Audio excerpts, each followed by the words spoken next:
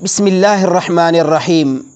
میرے محترم سامعین، ایک دوست نے مسئلہ پوچھا ہے کہ نماز میں کتنا قرآن مجید پڑھنا ضروری ہے۔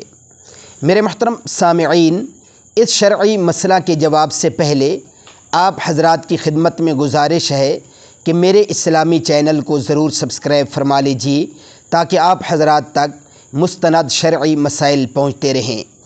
تو آئیے شرعی مسئلہ کا جواب جانتے ہیں۔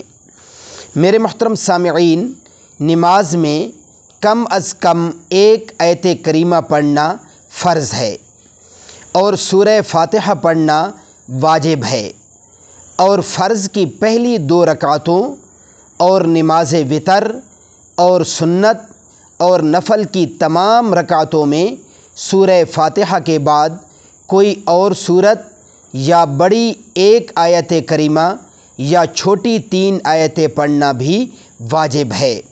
اللہ سمجھنے کی توفیق عطا فرمائے۔